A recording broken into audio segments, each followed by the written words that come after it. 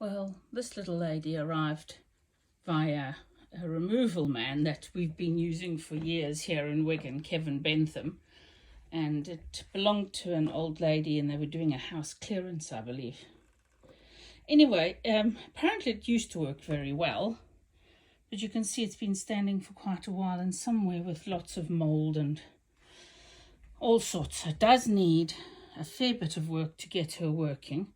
Sadly, there was no foot pedal with it, so I've bought this one in the hope that it will fit, because the plug is the correct plug for this motor that has been added to the machine, because originally it was probably also able to be run on a treadle.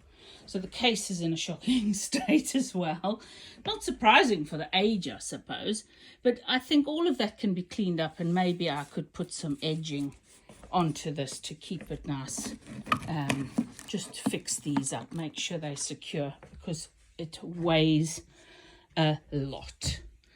So there you go. That is going to be one of my projects.